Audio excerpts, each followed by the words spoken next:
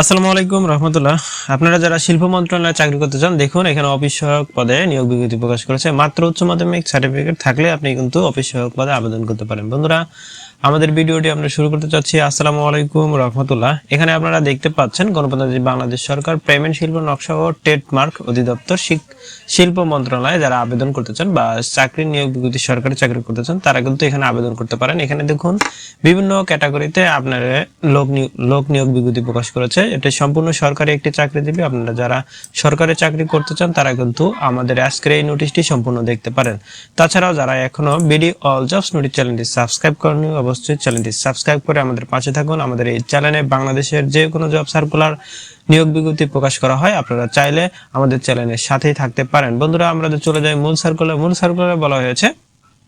দেখুন, এই সার্কুলারটি প্রকাশ পেয়েছে কিন্তু 10ই ফেব্রুয়ারি প্রকাশ পেয়েছে পেমেন্ট ও শিল্প নকশা টেট অধিদপ্তরে। আপনারা চাইলে এখানে যে নিয়োগ বিজ্ঞপ্তিটি সার্কুলার যে পদগুলো দেওয়া আছে, আপনারা চাইলে এখানে আবেদন করতে পারেন। বন্ধুরা, এখানে দেখুন শিল্প মন্ত্রণালয়ের অধীনে পেমেন্ট শিল্প নকশা ও ট্রেডমার্ক অধিদপ্তর রাজস্ব খাতভুক্ত নিম্নলিখিত শূন্য পদে স্থায়ী বাসিন্দাদের বাংলাদেশি নাগরিকের পক্ষ থেকে আবেদন প্রক্রিয়া চলছে। আর আবেদন প্রক্রিয়া করার জন্য অবশ্যই আপনাকে এই ওয়েবসাইটের মাধ্যমে আবেদন করতে হবে। এই ওয়েবসাইটে যারা আবেদন করতে চান তারা কিন্তু অবশ্যই আবেদন করতে পারেন। বন্ধুরা, এখানে দেখুন আপনারা যারা প্রথম যে পদটি রয়েছে শার্ট লিপিকার কাম কম্পিউটার অপারেটর, এখানে পদ সংখ্যা কিন্তু ফাঁকা রয়েছে একটি, এবং এখানে বেতন স্কেল ধরা হয়েছে 11,000 থেকে 26,590 টাকা পর্যন্ত। এবং শিক্ষাগত যোগ্যতা, যারা শিক্ষাগত যোগ্যতা অনুযায়ী এই বিভিন্ন পদে আবেদন করতে চান তারা কিন্তু আবেদন করতে পারেন। আর একজন ব্যক্তি একাধিক পদে আবেদন করতে পারবে, এতে কোনো সমস্যা নেই, আপনারা চাইলে আবেদন করতে পারেন। আর তাছাড়াও যারা আমাদের ভিডিওটি দেখছেন তারা অবশ্যই একটি অনুরোধ রইল, আমাদের এই চ্যানেলটি সাবস্ক্রাইব করে দেবেন এবং সেই সাথে ভিডিওটি লাইক করে দেবেন। বন্ধুরা, এখানে দেখতে পাচ্ছেন আর এই পদের জন্য যারা আবেদন করবেন তাদের শিক্ষাগত যোগ্যতা হচ্ছে কোন স্বীকৃতি বিশ্ববিদ্যালয় হতে ন্যূনতম দ্বিতীয় শ্রেণী বা সমমানের সিজিপিএ স্নাতক ও সমমানের ডিগ্রি থাকতে হবে এবং কম্পিউটার ব্যবহারের দক্ষতা থাকতে হবে। যারা কম্পিউটার অপারেটর হিসেবে আবেদন করবেন, যেখানে আবেদন করুন না কেন সরকারি চাকরিজীবীর ক্ষেত্রে অবশ্যই কম্পিউটার দক্ষতা থাকতে হবে এবং কম্পিউটার একটি সার্টিফিকেট থাকতে হবে, বা সেটা হচ্ছে প্রথম শ্রেণীর হোক, দ্বিতীয় শ্রেণীর হোক, চতুর্থ শ্রেণী থাকতে হবে। এবং আপনাকে ইংরেজিতে এবং বাংলায় 80 ও 50 শব্দে করতে হবে কম্পিউটার টাইপিং এ প্রতি মিনিটে। তারপর রয়েছে কম্পিউটার মুদ্রাক্ষরিক সর্বনিম্ন গতিসীমা 30 ও 25 শব্দ থাকতে হবে। কম্পিউটার ওয়ার্ড প্রসেসিং সহ বিভিন্ন কাজগুলো বেসিক কাজ জানা থাকতে হবে। তারপর রয়েছে কম্পিউটার অপারেটর। কম্পিউটারতে এখানে বেতন স্কেল হচ্ছে একই রকম 13তম গ্রেডে। এখানে পদ সংখ্যা ফাঁকা রয়েছে কিন্তু একটি, এবং শিক্ষাগত যোগ্যতা হচ্ছে কোনো বিশ্ববিদ্যালয় হতে বিজ্ঞান বিভাগে স্নাতক ডিগ্রি থাকতে হবে। এবং কম্পিউটারের মুদ্রাক্ষরিক প্রতি মিনিটে বাংলায় 25 শব্দ এবং ইংরেজিতে 30 শব্দের গতি এবং স্ট্যান্ডার্ড অ্যাপটিটিউড টেস্ট উত্তীর্ণ হতে হবে। বন্ধুরা, সরকারি যে একটা পরীক্ষা রয়েছে কম্পিউটার বিষয়ে, সেই পরীক্ষায় আপনাকে কিন্তু অবশ্যই উত্তীর্ণ হতে হবে। তারপর হচ্ছে 3 নম্বর শার্ট মুদ্রাক্ষরিক কাম কম্পিউটার অপারেটর। এখানে বেতন স্কেল হবে 14তম গ্রেডে, এখানে বেতন স্কেল হবে 14তম গ্রেডে, এবং এখানে বেতন হবে 10,200 থেকে 24,680 টাকা পর্যন্ত। এখানে কিন্তু পদ সংখ্যা ফাঁকা রয়েছে 4টি, এবং এখানে আবেদন করার জন্য শিক্ষাগত যোগ্যতা লাগবে, অবশ্যই স্নাতক ডিগ্রি থাকতে হবে, তারপর কম্পিউটার দক্ষতা থাকতে হবে, এবং প্রথম যেটা বলেছিলাম সেটাই হচ্ছে এখানে।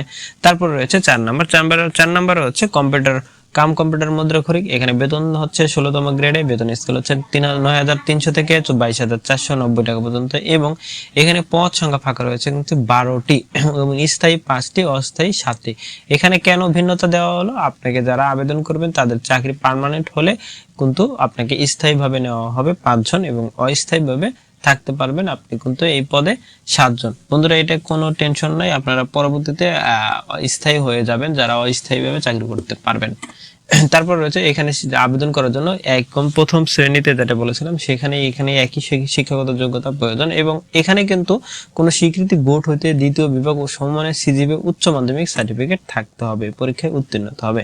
তারপর রয়েছে গাড়ি চালক যারা আবেদন করবেন, পদ সংখ্যা ফাঁকা রয়েছে কিন্তু 2টি, এবং বেতন স্কেল 16তম গ্রেডে, এবং এখানে কিন্তু অবশ্যই আপনাকে জুনিয়র সার্টিফিকেট থাকতে হবে এবং বৈধ একটি লাইসেন্স থাকতে হবে এবং অভিজ্ঞতা থাকতে হবে। তারপর রয়েছে ডুপ্লিকেটিং মেশিন অপারেটর, বা যারা ডুপ্লিকেট মেশিন অপারেটর আবেদন করছেন তারা কিন্তু এখানে আবেদন করতে পারেন। বন্ধুরা, যারা আমাদের এই ভিডিওটি দেখছেন তারা কিন্তু আজকে একটি ভিডিওর মাধ্যমে সব ধরনের যে নোটিশটি রয়েছে এবং এই নোটিশে কি কি বলা হয়েছে এবং এই নোটিশে কবে নাগাদ আবেদন প্রক্রিয়া শুরু, কবে নাগাদ আবেদন শেষ এবং কত টাকা কোন পদের জন্য ফি জমা দিতে হবে, কিভাবে ফি জমা দিবেন, সম্পূর্ণ বিস্তারিত তুলে ধরবো আপনাদের মাঝে। ধৈর্য সহকারে ভিডিওটি দেখুন। তারপর রয়েছে নিম্নবর্তী শর্তাবলী আবেদন ফর্ম পূরণ ও পরীক্ষায় অংশগ্রহণের অনুসরণকৃত।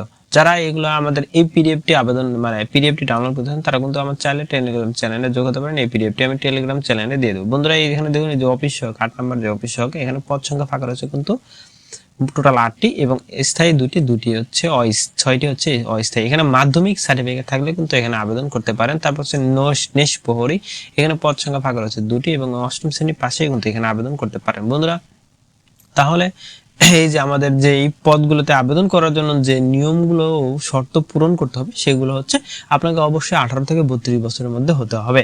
তারপর রয়েছে একটা মূল সার্কুলার গুলো, সেটা হচ্ছে নাম্বার। এই দেখুন 3 নম্বরে এখানে বলা হয়েছে 3 নম্বরে যারা এই আবেদন সংক্রান্ত শর্তাবলী দেখতে চান তারা কিন্তু এই পদে চাইলে আবেদন করতে পারবেন। দেখুন আপনারা অবশ্যই এই টেলিটক ওয়েবসাইটটিতে গিয়ে আবেদন প্রক্রিয়া সম্পূর্ণ এবং আবেদনের তারিখ কিন্তু 17 তারিখ থেকে শুরু হয়েছে এবং আবেদনের শেষ তারিখ কিন্তু 25 মার্চে শেষ হবে। বন্ধুরা এটা আমি হলুদ দাগ দিয়ে মার্ক করে দিলাম, আপনারা চাইলে দেখে নিতে পারেন। আর এই পিডিএফটি ডাউনলোড করার জন্য অবশ্যই আমাদের টেলিগ্রামের চ্যানেলে যোগ হলে আপনি এই পিডিএফটি পেয়ে যাবেন। আর বন্ধুরা এটা অবশ্যই আপনারা দেখে নেবেন এই সম্পূর্ণ এইটি, কারণ এটা আমি বলতে গেলে ভিডিওটি অনেক বড় হয়ে যাবে, আপনারা চাইলে এটা দেখে নিতে পারেন। আর যারা এসএমএস এর মাধ্যমে আপনার ফিটি জমা দিতে চান তারা কিন্তু অবশ্যই এসএমএস অপশনে গিয়ে ডিপিডি স্পেস লিখে ইউজার আইডি লিখে সেন্ড করতে হবে 16222 নম্বরে। তাহলে আপনার আবেদন যে অনুযায়ী আপনার ফিটি কেটে নেবেন। অবশ্যই আপনি যে পদের জন্য আবেদন করেন না কেন অবশ্যই 72 ঘন্টার মধ্যে আপনার আবেদন প্রক্রিয়ার ফি যেটি জমা দিতে হবে, তাহলে আপনার আবেদনটি গ্রহণযোগ্য বলে মনে হবে। বন্ধুরা আপনাদের কোনো টেনশনে যারা কোনো সমস্যা পড়বেন তারা কিন্তু আমাদের অবশ্যই কমেন্ট করে জানাবেন, আপনারা এই কমেন্ট অনুযায়ী আপনাদের সলিউশন দেব। বন্ধুরা আজকের ভিডিওটা এই পর্যন্তই। আসসালামু আলাইকুম রহমতুল্লাহ।